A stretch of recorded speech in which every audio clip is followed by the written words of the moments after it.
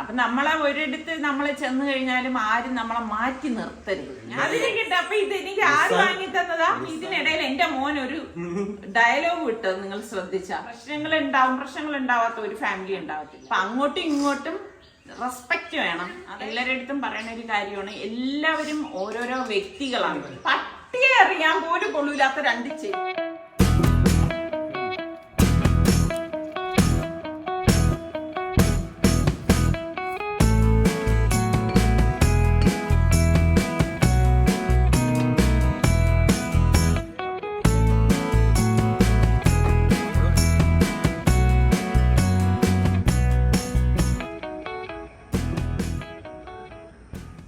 എല്ലാവർക്കും സലു കിച്ചണിലേക്ക് സ്വാഗതം.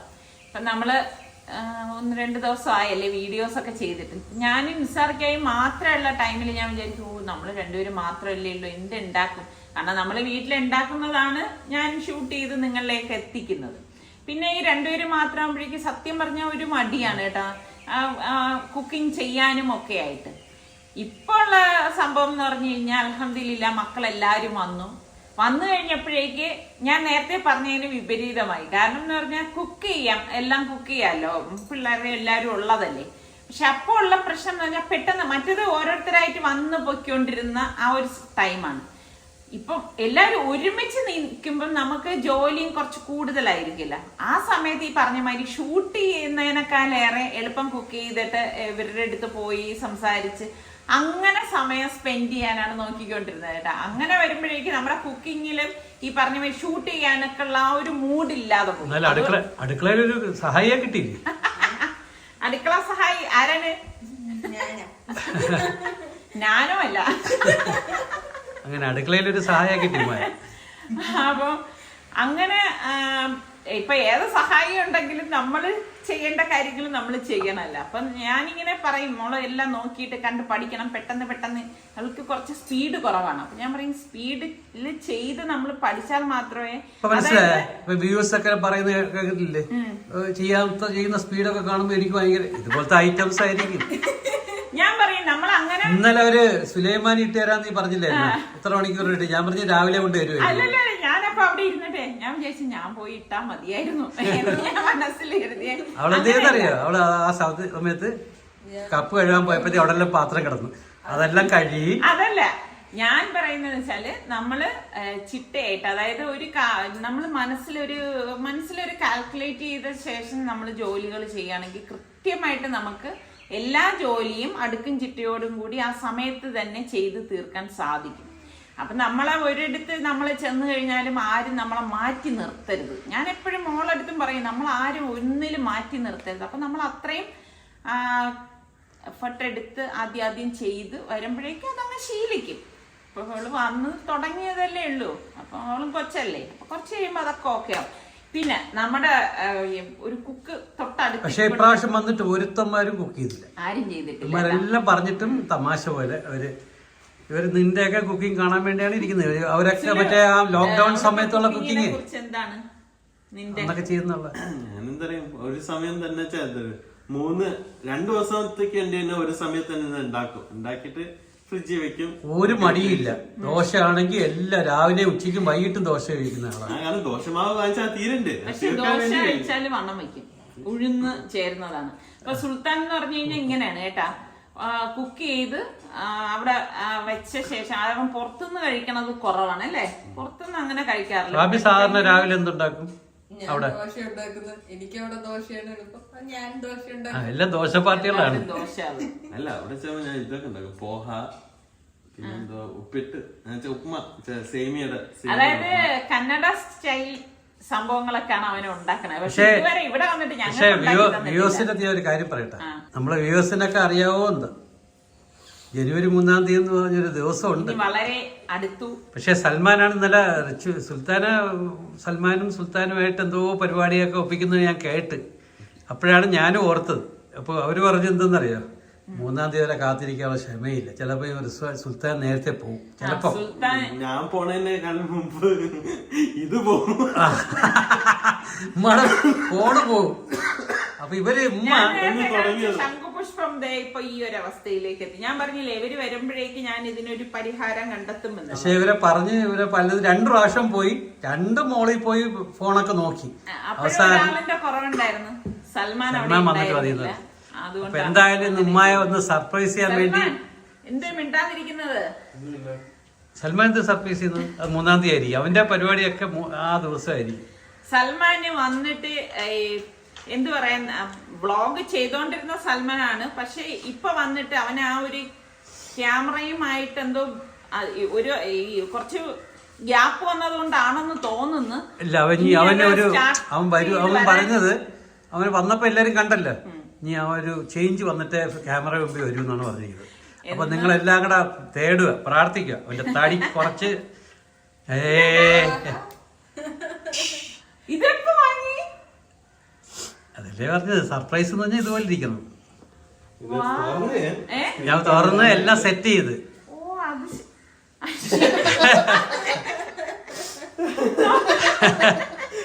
ഇനി കമന്റ്സ് ഒക്കെ ഇതിൽ കൊടുക്കാം, യൂട്യൂബിന്റെ കമന്റ്സ് ഒക്കെ.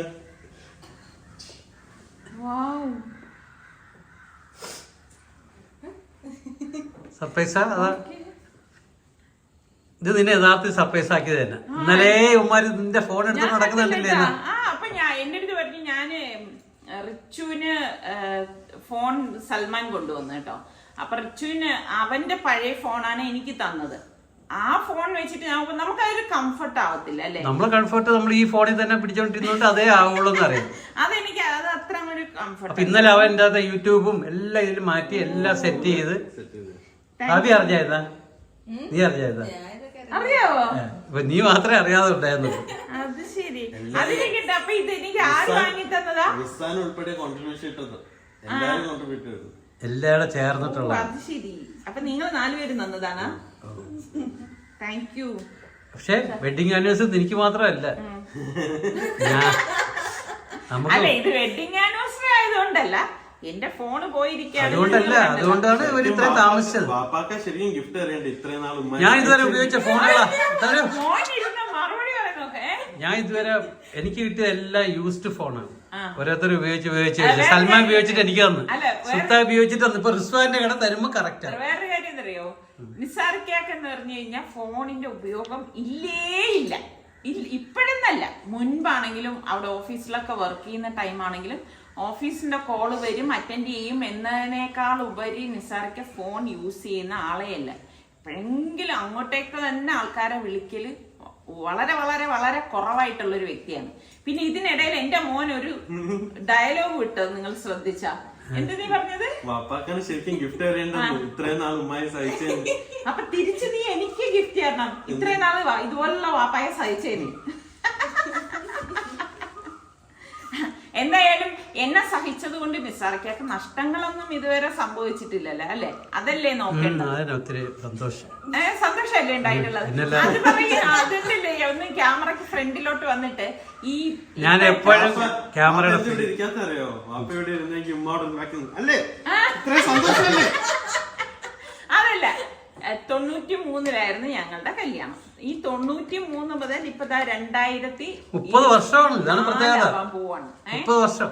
ആ അത്ര വർഷം എന്ന് പറഞ്ഞു കഴിഞ്ഞാൽ എന്നെ സംബന്ധിച്ച് നോക്കുകയാണെങ്കിൽ പേപ്പറിൽ കൊടുക്കണ്ടേ വലിയ ഫ്രണ്ട് പേജിലൊക്കെ 30 കൊല്ലം സക്സസ്ഫുൾ കംപ്ലീഷൻ പെട്ടെന്ന് കടന്നു എന്ന് തന്നെ ഞാൻ പറയും കേട്ടോ. കാരണം ഞാൻ എപ്പോഴും പറയുന്ന പോലെ തന്നെ ഓരോ ദിവസവും ഞാൻ ആസ്വദിച്ച് ജീവിക്കുന്ന ഒരാളാണ്. അത് ഞാൻ എൻ്റെ മക്കളുടെ അടുത്തും പറയും. എപ്പോഴും നമ്മൾ സന്തോഷമായിട്ടിരിക്കണം, ആസ്വദിച്ച് തന്നെ ജീവിക്കണം. സന്തോഷം നമുക്ക് ആരും കൊണ്ടുവന്ന് തരത്തൊന്നുമില്ല, നമ്മൾ തന്നെ സ്വയം കണ്ടെത്തി നമ്മൾ ഹാപ്പി ആയിട്ട് ജീവിക്കണം അല്ലെ? അതെല്ലാവരും അങ്ങനെ തന്നെ ആയിരിക്കണം.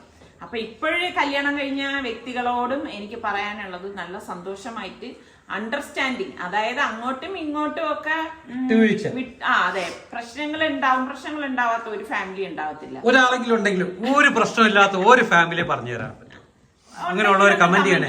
കല്യാണം കഴിച്ച് അല്ല, ഇവര് നമ്മുടെ വീഡിയോസ് തന്നെ കാണുമ്പോ പറയും ഇതായും എന്തോ ഒരു ഇതാണ് എന്ന് പറഞ്ഞുകൊണ്ട് ഞങ്ങള് വഴക്കിടാതെയും ഒന്നും ഉള്ള ഫാമിലി ഒന്നുമില്ല. ഞങ്ങളും തമ്മിൽ വഴക്കൊക്കെ ഉണ്ടാക്കും, അങ്ങോട്ടും ഇങ്ങോട്ടും പിണങ്ങും ഒക്കെ ചെയ്യും. പക്ഷെ ഇണക്കം ഉണ്ടെങ്കിലേ പിണക്കം ഉണ്ടാവും. ഇണക്കം ഉണ്ടെങ്കിലേ പിണക്കം ഉണ്ടാവും. സുലു, പിണങ്ങി കഴിഞ്ഞ ആദ്യം മിണ്ടുന്ന ആരാണ്? മനു മനു ആ, അത് പറ, നല്ല കാര്യങ്ങൾ ആദ്യം പറയുക. നമ്മള് ഭാര്യയും ഭർത്താവും പിണങ്ങി കഴിഞ്ഞാൽ നമ്മള് പിണങ്ങാറില്ലല്ലോ. അതിപ്പോഴല്ലേ, പണ്ട് കാലത്താണ് പിണങ്ങാറില്ലല്ലോ കേട്ടാ. അപ്പം പിണങ്ങി കഴിഞ്ഞാൽ ഒരു രാത്രിക്കപ്പുറം ആ പിണക്കം കൊണ്ടുപോകാൻ പാടില്ല, അത് തെറ്റാണ്. പിന്നെ ഈഗോ, അങ്ങോട്ടും ഇങ്ങോട്ടും ഈഗോ, അതാണ് മറ്റൊരു കാര്യം. സമയം ഒരു കാര്യം ചെയ്യും, നമ്മള് സക്സസ്ഫുൾ 30 years ഓഫ് എക്സ്പീരിയൻസ് നമുക്ക് പിന്നെ ഒരു വീഡിയോയിൽ ഷെയർ ചെയ്യാം. അത് ഷെയർ ചെയ്യാം. എന്നാലും കുറച്ച് കൊച്ചു കൊച്ചു കാര്യങ്ങളൊന്നും അവരൊക്കെ വിശന്നിരിക്കുകയാണ്, അവർക്ക് ബ്രേക്ക്ഫാസ്റ്റ്. സൽമാൻ ഒന്നും മിണ്ടാതിരുന്ന് ഇങ്ങനെ നോക്കിക്കൊണ്ടിരിക്കുന്നത്. സൽമാൻ ക്യാമറ മുമ്പിൽ വരും. പ്രശ്നമൊന്നുമില്ല സൽമാനെ. സൽമാൻ എന്ന് വരാൻ പറ്റും? ഒരു മാസം വെച്ച് വരാൻ പറ്റില്ലേ? ഒരു മാസം, ചിലപ്പോ ഒരു മാസത്തിന്റെ അകത്ത് വെച്ച് വരുന്നതായിരിക്കും. ഒരു മാസം നമ്മള് 15 വീഡിയോയുടെ കാര്യമേ ഉള്ളൂ, അത്രേ ഉള്ളൂ. ചിലപ്പോ അതിന്റെ ഇടയ്ക്ക് വരും അവനൊരു കോൺഫിഡൻസ് വരുമ്പോ വരും. അപ്പൊ അങ്ങനെ നമ്മള് ഈ ഈഗോ വരരുത്. പിന്നെ ഞാൻ എപ്പോഴും എല്ലാവരുടെ അടുത്തും പറയുന്ന ഒരു കാര്യമാണ്, എല്ലാവരും ഓരോരോ വ്യക്തികളാണ്. ഇപ്പൊ ഭർത്താവ് ഒരു വ്യക്തിയാണ്, ഭാര്യ വേറൊരു വ്യക്തിയാണ്, പല വീട്ടിൽ നിന്ന് വന്നിരിക്കുന്ന വ്യക്തികളാണ്. അപ്പോ നമ്മൾ അങ്ങോട്ടും ഇങ്ങോട്ടും റെസ്പെക്ട് കൊടുക്കണം. അല്ലാതെ ചുമ്മാ ഇതെന്റെ ഭാര്യയാണ്, എന്ത് ചെയ്യാം, അവള് ജോലിക്കാരിക്ക് സമമാണ് എന്നൊക്കെ ചിന്തിക്കണത് തെറ്റാണ്. ഭർത്താവിനെ കുറിച്ചും ഇതെന്റെ ഭർത്താവാണ്, എന്തും ഇത് ചെയ്യാം, അതും തെറ്റാണ്. അപ്പൊ അങ്ങോട്ടും ഇങ്ങോട്ടും റെസ്പെക്ട് വേണം, അതായത് പരസ്പര ബഹുമാനം. അത് വരുമ്പോഴേക്ക് തന്നെ എല്ലാം ആവും. എന്ത് പറയുന്നു സുലു? പഠിച്ചു വെക്കുവാണ്, എല്ലാം പഠിച്ചു വെക്കട്ടെ. അപ്പൊ എല്ലാവരും അങ്ങോട്ടും ഇങ്ങോട്ടും ഭാര്യയായാലും ഒന്ന് റെസ്പെക്ട് ചെയ്യണം, ബഹുമാനിക്കണം, അങ്ങനെയുള്ള കാര്യങ്ങളൊക്കെ ചെയ്യണം. അതൊക്കെയാണ് നമുക്ക് വേണ്ടത്. ഡീറ്റെയിൽ ആയിട്ട് ഒരു വീഡിയോ ഞാൻ വർത്തമാനം പറഞ്ഞു നിന്നാലുണ്ടല്ല, അത് കൂടും. അതായത് ഒരുപാട് കാര്യങ്ങളിലേക്കൊക്കെ വരും. അല്ല, ഒരു ദിവസം നമുക്ക് ഇരുന്ന് അവർക്ക് ഈ 30 കൊല്ലത്തെ എക്സ്പീരിയൻസ് ഒന്ന് ഷെയർ ചെയ്യണം. എക്സ്പീരിയൻസ് ഷെയർ ചെയ്യണമെന്ന് അവര് പറയട്ടെ, ചുമ്മാ പറഞ്ഞിട്ട് കാര്യമില്ലല്ലോ. അങ്ങനെ ഷെയർ ചെയ്യണമെന്നുണ്ടെങ്കിൽ നിങ്ങളൊന്ന് കമന്റ് ചെയ്യണം. ഇന്നത്തെ സ്പീച്ച് നല്ല സ്മാർട്ട് ആയിരുന്നു. റിച്ചു ഉണ്ടായിരുന്നേ, ഇന്നലെ പോയി, ഇനി മറ്റന്നാ വരും. അതുകൂടി പറഞ്ഞിട്ട് നിർത്താം. നമ്മുടെ റിസ്വാൻ ഇന്നലെ പോയി.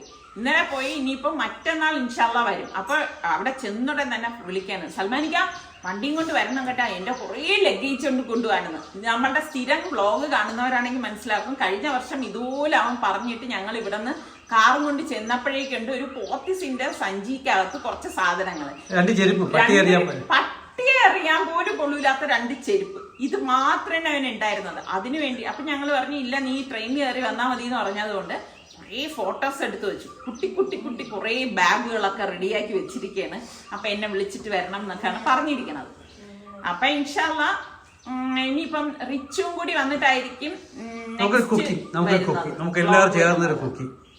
അപ്പൊ ഇനി ഞാൻ വർത്തമാനം പറഞ്ഞിരുന്ന 3-ാം തീയതി പരിപാടി. 3-ാം തീയതി നമ്മളല്ലല്ലോ പരിപാടി നിശ്ചയിക്കണത്, ഇവരൊക്കെ എന്തെങ്കിലും പരിപാടി തന്നെ. എന്തായാലും ഞാൻ ഭയങ്കര സന്തോഷമായി കേട്ടോ പിള്ളേരെ. ഇന്നൊരു ഹെൽത്തി ബ്രേക്ക്ഫാസ്റ്റ് ആണ് കേട്ടോ. ഹെൽത്തി എന്ന് പറഞ്ഞാൽ ചക്ക കൊണ്ടുവന്ന് ഈ ഫ്രിഡ്ജിൽ കയറ്റി വെച്ചിട്ടുണ്ട്, അതുകൂടെ ഞാൻ അടിപൊളി. അതെ, അടിപൊളി എന്ന് ഞാൻ പറയല്ല, ഹെൽത്തി ബ്രേക്ക്ഫാസ്റ്റ്. അപ്പൊ ഈ ചക്ക നിങ്ങൾക്ക് അറിയാലോ, നമ്മള് കഴിഞ്ഞ പ്രാവശ്യം ലുലുവിൽ പോയപ്പോഴേക്ക് വാങ്ങിച്ചോണ്ട് വന്നതായിരുന്നു കേട്ടോ. അപ്പൊ കുറച്ചുകൂടി പഴുക്കാനുണ്ടായിരുന്നു. പക്ഷെ ഞാൻ എന്ത് ചെയ്തെന്നറിയാവോ, എടുത്തത് ഫ്രിഡ്ജിൽ വെച്ച്. കാരണം ഇനി വെളിയിൽ ഇപ്പൊ നല്ല ചൂടുമല്ലേ, അപ്പൊ അതുകൊണ്ടാണ് എടുത്ത് ഫ്രിഡ്ജിൽ വെച്ചിരുന്നത്. അപ്പൊ ഇപ്പതാ നിസാറിക്ക് അത് എടുക്കുകയാണ്. ഇതിപ്പം കിലോ 70 രൂപയായിരുന്നു കേട്ടോ. 79 ആയിരുന്നു. കിലോ 79 രൂപയാണ്. ചക്ക എവിടെ കണ്ടാലും പൈസ കൊടുത്തെങ്കിലും നിസാറിക്ക് അത് വാങ്ങിച്ചിരിക്കും. എനിക്ക് ഈ പറഞ്ഞ മാതിരി ഇത്ര ഒരു ചക്ക പ്രാന്തൊന്നും ഇല്ല കേട്ടോ. പക്ഷെ നിസാർക്കൊക്കെ എന്തോ ഈ ചക്കയോട് ഭയങ്കര ഭ്രമമാണ്. അത് ഇപ്പോഴൊന്നല്ല കേട്ടോ, ഞങ്ങളുടെ കല്യാണം കഴിഞ്ഞ് വന്ന ആ സമയത്തേ ഞാൻ കാണുന്നതാണ് ചക്കയോടുള്ള ഈ ഒരു ഭ്രാന്ത്. അപ്പൊ എന്തായാലും കട്ട് ചെയ്തൊക്കെ എടുക്കുകയാണ്. പിന്നെ ഞാൻ എപ്പോഴും പറയുമല്ലോ, ഇവിടെ ചക്ക വാങ്ങിച്ചു കഴിഞ്ഞാൽ എന്നെയോ മറ്റാരെയോ നിസാറിക്കോ ഒട്ടും ബുദ്ധിമുട്ടിക്കാറില്ല. അത് മറ്റൊന്നും കൊണ്ടൊന്നും അല്ല കേട്ടാ. നിസാറിക്കൊക്കെ ആണെങ്കിൽ ഈ ചക്ക കട്ട് ചെയ്യുമ്പോഴേക്കും അത് പിടിച്ച കൈ കൊണ്ട് വേറൊന്നും എടുക്കാൻ പാടില്ല, അത് പേപ്പറിൽ ടച്ച് ചെയ്യാൻ പാടില്ല, ഇങ്ങനെയൊക്കെയുള്ള കുറെ സംഗതികളൊക്കെ ഉണ്ട്. അപ്പൊ പിന്നെ സ്വന്തമായിട്ട് തന്നെ ഇതുപോലെ ഇളക്കി എടുത്ത് അതിന്റെ ചവണിയൊക്കെ കളഞ്ഞ് എടുത്ത് തരും കേട്ടോ. അപ്പൊ നമുക്കും സുഖമാണ്. ചക്ക കഴിക്കണമെങ്കിൽ ഇവിടെ നിസാറിക്ക് എടുത്ത് വെച്ചാൽ അത് ഇതുപോലെ നല്ല നീറ്റാക്കി തരും കേട്ടോ. അപ്പൊ ഈ ഒരു ചക്ക കണ്ടിട്ട് എനിക്ക് തോന്നുന്നു കുറച്ചുകൂടി അതൊന്ന് പഴുക്കണമായിരുന്നു എന്ന് തോന്നിപ്പോണ്ട് കൊണ്ടുവന്നപ്പം തന്നെ എടുത്ത് ഫ്രിഡ്ജിൽ വെച്ചില്ലേ? ഞാൻ എടുത്ത് ഫ്രിഡ്ജിൽ വെച്ച് കേട്ടാ. കാരണം ഞാൻ വിചാരിച്ചു ഇനിയിപ്പോ പുറത്തിരുന്ന് കഴിഞ്ഞാൽ ഇതിൽ ഈച്ചയും കവർ ചെയ്തിട്ടുണ്ടെങ്കിൽ പോലും അറിഞ്ഞൂടെ ചക്കയൊക്കെ ഇരുന്ന് കഴിഞ്ഞാൽ പിന്നെ ആകെ ബുദ്ധിമുട്ട് വരും. അപ്പൊ ഞാൻ അതുകൊണ്ടാണ് സൗകര്യത്തിന് വേണ്ടിയിട്ട് ഇതിനെ എടുത്ത് അങ്ങ് ഫ്രിഡ്ജിൽ വെച്ചത് കേട്ടോ. അപ്പോഴേ സാറൊക്കെ പറയുന്നുണ്ടായിരുന്നു ഇത് ഫ്രിഡ്ജിലൊന്നും വയ്ക്കേണ്ട ആവശ്യമില്ലായിരുന്നു. എന്നിട്ട് പച്ചമാങ്ങ, പഴുത്ത പച്ചമാങ്ങയൊന്നുമില്ലേ അതേപോലെ ചില മധുരമുണ്ട്, പക്ഷെ പഴുത്തതല്ല, പക്ഷെ എന്നാലും ഇങ്ങനെ തിന്നാൻ പറ്റും. നല്ല അടിപൊളി മധുരം. അപ്പൊ കൊല മുറിച്ച ശേഷം പടല മുറിച്ച് വെച്ചിട്ടില്ലായിരുന്നു കേട്ടോ. അപ്പൊ അതിനുള്ള നേരം കിട്ടാത്തതുകൊണ്ട് ഇപ്പൊ നിസാറിക്ക പടല മുറിച്ചെടുക്കുകയാണ്. ഇതൊന്നും പിള്ളേരെ ഏൽപ്പിച്ചാൽ ശരിയാവത്തില്ല കേട്ടോ. എങ്ങനെയെങ്കിലും ഒക്കെ മുറിച്ചു വെക്കും.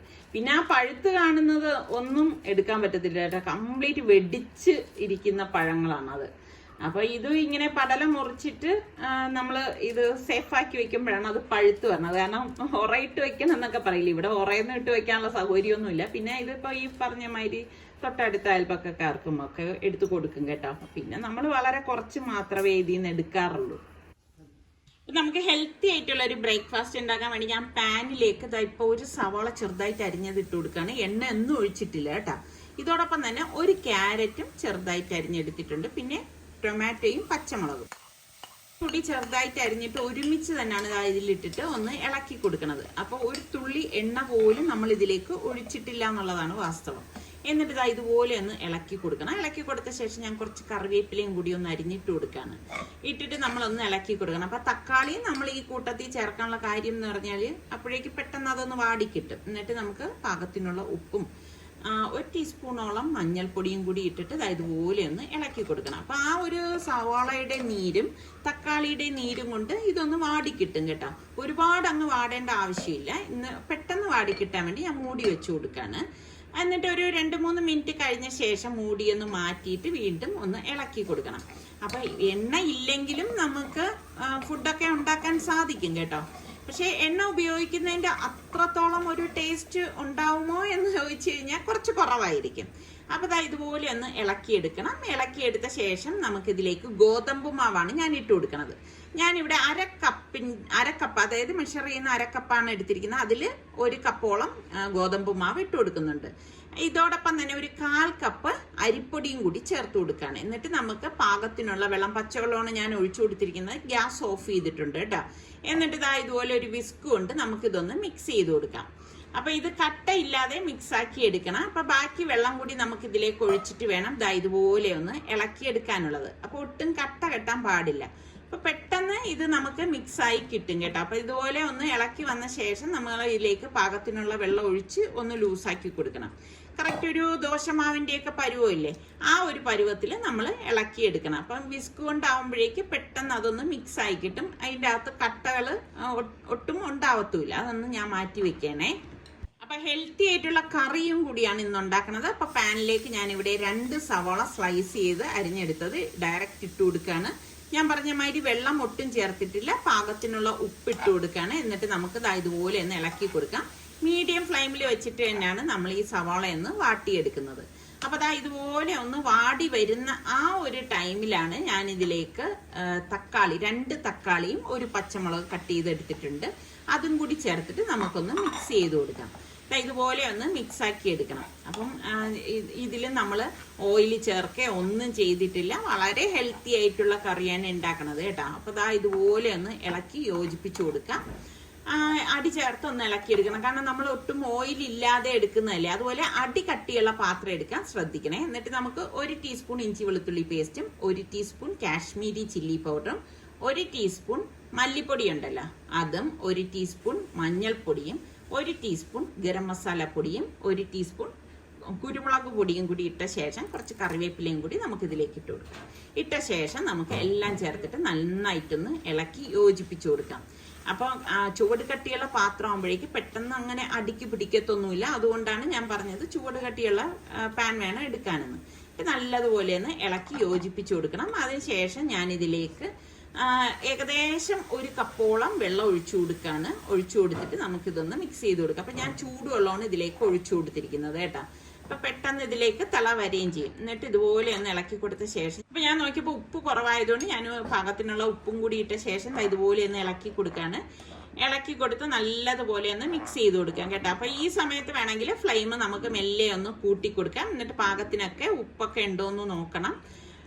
ഇനി നമുക്ക്, ഞാനിവിടെ മുട്ട പുഴുങ്ങി എടുത്ത് വെച്ചിട്ടുണ്ടായിരുന്നു. അപ്പൊ മുട്ടയുടെ മഞ്ഞ ഞാൻ ഇതിലേക്ക് ചേർക്കുന്നില്ല, മഞ്ഞ ഞാൻ മാറ്റി വെച്ചിരിക്കുകയാണ്. മുട്ടയുടെ വെള്ള മാത്രം ഇട്ടിട്ടുള്ള കറിയാണ് കേട്ടോ. ഞാൻ പറഞ്ഞില്ലേ ഹെൽത്തി ആയിട്ടുള്ള കറിയാണെന്ന്. അപ്പൊ മുട്ട വെള്ള മാത്രം ഞാൻ ഇതിലേക്ക് വെച്ചു. എന്നിട്ട് നമുക്ക് ഇതൊന്ന് മിക്സ് ചെയ്ത് കൊടുക്കാം. കാരണം ആ ഒരു ചാറ് ഈ മുട്ടയുടെ മീതെ വരത്തക്ക രീതിയിൽ ഒന്ന് ഇതുപോലെ ഒന്ന് ഇളക്കി ഒഴിച്ചു കൊടുക്കാണ് കേട്ടോ. അപ്പൊ നമുക്ക് ചാറ് ഇത്രയും വേണം എന്നുണ്ടെങ്കിൽ ഈ ഒരു സ്റ്റേജിൽ നമുക്ക് എടുക്കാം. അപ്പൊ ഇത് പെട്ടെന്ന് റെഡിയാവാൻ ഞാനൊന്ന് മൂടി വെച്ച് കൊടുക്കണം. ഇത് നന്നായിട്ടൊന്ന് വെട്ടി തിളയ്ക്കാൻ വേണ്ടിയിട്ട് കേട്ടോ.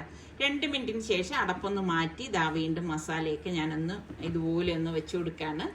അപ്പൊ കണ്ടോ, നമ്മളുടെ മുട്ടക്കറി, ഹെൽത്തി ആയിട്ടുള്ള മുട്ടക്കറി ഇവിടെ റെഡി ആയിട്ടുണ്ട്. ഒരു തുള്ളി എണ്ണയോ മുട്ടയുടെ മഞ്ഞക്കരുവോ ഒന്നും ചേർത്തിട്ടില്ല കേട്ടോ. അപ്പം ദോശപ്പാൻ അടുപ്പത്തേക്ക് വെച്ച് ഒന്ന് ചൂടായ ശേഷം ഞാൻ എണ്ണയൊന്നും ഒഴിക്കാതെ തന്നെ നമ്മളുടെ ആ ദോശയുടെ ബാറ്റർ ഒന്ന് മിക്സ് ചെയ്ത ശേഷം ഇതിലേക്ക് ഒഴിച്ചിട്ട് ഒന്ന് പരത്തി കൊടുക്കണം കേട്ടോ. ഒരു തുള്ളി എണ്ണ പോലും നമ്മൾ ഇതിലേക്ക് ചേർക്കുന്നില്ല. അപ്പം ഹെൽത്തി ആയിട്ടുള്ള ദോശയല്ലേ നമ്മൾ ഉണ്ടാക്കുന്നത്, അതുകൊണ്ടാണ്. പിന്നെ നിങ്ങൾ ഉപയോഗിക്കുമ്പോൾ നോൺ സ്റ്റിക്ക് പാൻ തന്നെ ഉപയോഗിക്കണം, എങ്കിൽ മാത്രമേ നമുക്ക് ഇതിൽ നിന്ന് വിട്ട് കിട്ടത്തുള്ളൂ. അപ്പം ഞാനൊന്ന് മറിച്ചിട്ട് കൊടുക്കുകയാണ്. മറിച്ചിട്ടിട്ട് 2 സൈഡ് നല്ലതുപോലെ ഒന്ന് വേകാനായിട്ട് അനുവദിച്ചു കൊടുക്കാം. അതിനുശേഷം നമുക്ക് ഇതൊന്ന് തിരിച്ചിട്ട ശേഷം ഇതൊരു പ്ലേറ്റിലേക്ക് മാറ്റാം. അപ്പം എളുപ്പം ഉണ്ടാക്കിയെടുക്കാൻ പറ്റുന്ന ഹെൽത്തി ആയിട്ടുള്ള ഒരു ദോശ തന്നെയാണ്. കുട്ടികൾക്കൊക്കെ എന്തായാലും ഇഷ്ടപ്പെടും. പിന്നെ നമ്മൾ ഓയിലൊക്കെ ഒഴിച്ചിട്ട് എടുക്കുമ്പോൾ ഭയങ്കര ടേസ്റ്റ് ആയിരിക്കും. പക്ഷെ ഇതിപ്പോ ഹെൽത്തി ആയിട്ട് നമ്മൾ എടുക്കുന്നത് കൊണ്ടാണ് ഇതിൽ ഒരു തുള്ളി എണ്ണ പോലും ഉപയോഗിക്കാതെ നമ്മളിത് തയ്യാറാക്കി എടുത്തത് കേട്ടോ. അപ്പൊ ഇതുപോലെ ഒന്ന് മാവ് കോരി ഒഴിച്ച് ഇതുപോലെ ഒന്ന് ജസ്റ്റ് ഒന്ന് പരത്തി കൊടുത്താൽ മതി. അപ്പൊ ഞാൻ നേരത്തെ പറഞ്ഞതുപോലെ ഇരുമ്പിന്റെ കല്ല് ഉപയോഗിക്കുന്നതിനേക്കാളും നോൺ സ്റ്റിക്കിലാണ് ഇത് എളുപ്പം കേട്ടോ. അല്ലെങ്കിൽ എന്തെന്ന് വെച്ചാൽ നമ്മൾ എണ്ണ തടവാത്തത് കൊണ്ട് ഇരുമ്പ് ദോശക്കല്ലാണെങ്കിൽ ഇളകി കിട്ടാൻ ഭയങ്കര പ്രയാസമായിരിക്കും കേട്ടോ. അതുകൊണ്ടാണ് ഞാൻ പറഞ്ഞത് ഈ ദോശ ഉണ്ടാക്കുമ്പോഴേക്കും നമ്മൾ നോൺ സ്റ്റിക്ക് പാനിൽ ഉണ്ടാക്കുന്നതായിരിക്കും നല്ലത് കേട്ടോ. അങ്ങനെ എല്ലാ ദോശയും ഞാൻ ഈ ഒരു രീതിയിൽ ചുട്ടെടുത്തിരിക്കുകയാണ്. അപ്പൊ ഇന്നത്തെ നമ്മളുടെ ഈ ഹെൽത്തി ആയിട്ടുള്ള ദോശയും അതുപോലെ തന്നെ ഹെൽത്തി ആയിട്ടുള്ള മുട്ടക്കറിയാണ്. മുട്ടക്കറി ഉണ്ടോ നല്ല പരുവായിരിക്കാണ്. ഇത് രണ്ടും നല്ല ഒരു കോമ്പിനേഷനാണ് കേട്ടോ. അപ്പോൾ ഒരു തുള്ളി എണ്ണ ഇല്ലാതെ തന്നെ നമുക്ക് മുട്ടക്കറിയും തയ്യാറാക്കി എടുക്കാൻ പറ്റും. അപ്പോൾ എണ്ണ ഇല്ലാന്ന് വിചാരിച്ചിട്ട് നമുക്കിതൊന്നും ഉണ്ടാക്കാതിരിക്കാനൊന്നും പറ്റത്തില്ല. ഈ ഒരു രീതിയിൽ നമ്മൾ ഉണ്ടാക്കിയെടുക്കാം കേട്ടോ. അപ്പം നമ്മളെല്ലാവരും ബ്രേക്ക്ഫാസ്റ്റ് കഴിക്കാനായിട്ടിരുന്നു. അപ്പം ഇതാണ് ഇന്നത്തെ നമ്മളുടെ ബ്രേക്ക്ഫാസ്റ്റ് എന്ന് പറയുന്നത് കേട്ടോ. അപ്പം ഇഷ്ടപ്പെട്ട ഒന്ന് ലൈക്ക് ചെയ്തേക്കണേ. അപ്പൊ വൈകുന്നേരം ആയപ്പോഴേക്കും ഞങ്ങളുടെ ഫ്രണ്ട് കോഴിക്കോടുള്ള മാനുക്കായും ഫാമിലിയൊക്കെ വന്നിട്ടുണ്ടായിരുന്നു. പിന്നെ നമ്മള് കുറെ നേരം അങ്ങനെ സംസാരിച്ചിരുന്നു. അപ്പോഴൊന്നും വീഡിയോസ് ഒന്നും എടുത്തില്ല കേട്ടോ. ഇതിപ്പോ അവര് പോവാറായപ്പോഴും എടുത്തതാണ്. അപ്പൊ എന്തായാലും വളരെ സന്തോഷമായി. കാരണം നമ്മൾ ഇത്ര ദൂരത്തു നിന്നുള്ളവരൊക്കെ വരുമ്പോ ഒരു ഭയങ്കര സന്തോഷമല്ലേ നമ്മളെ കാണാൻ എത്തുക എന്നൊക്കെ പറയുമ്പോഴേക്കും. അപ്പോൾ ഇതൊക്കെ തന്നെയാണ് നമ്മളുടെ ഇന്നത്തെ വിശേഷങ്ങൾ എന്ന് പറയുന്നത്. അപ്പൊ നമ്മളുടെ ചാനൽ കണ്ടോണ്ടിരിക്കുന്നവരിൽ സബ്സ്ക്രൈബ് ചെയ്യാതെ കാണുന്ന ആരെങ്കിലും ഒക്കെ ഉണ്ടെങ്കിൽ നിങ്ങൾക്ക് ഇഷ്ടപ്പെടുകയാണെങ്കിൽ സബ്സ്ക്രൈബ് ചെയ്യാനും ആ ബെല്ലൈക്കൺ പ്രസ് ചെയ്യാനും ഒന്നും മറന്നു പോരുത് കേട്ടോ. അപ്പൊ അതിൽ ഓൾ എന്നൊരു ഓപ്ഷൻ വരും, അതും കൂടി ക്ലിക്ക് ചെയ്താൽ മാത്രമേ ഞങ്ങൾ വീഡിയോസ് ഒക്കെ പോസ്റ്റ് ചെയ്യുന്ന ടൈമിൽ നിങ്ങൾക്ക് നോട്ടിഫിക്കേഷൻ ഒക്കെ കിട്ടത്തുള്ളൂ. അപ്പം ഇഷ്ടപ്പെട്ട ഇപ്പൊ തന്നെ ഒന്ന് ലൈക്ക് ചെയ്തേക്കണേ. അടുത്ത് നമുക്ക് നല്ല റെസിപ്പിയോ വ്ളോഗായിട്ടൊക്കെ കാണാം. അതുവരയ്ക്കും എല്ലാവർക്കും ബൈ.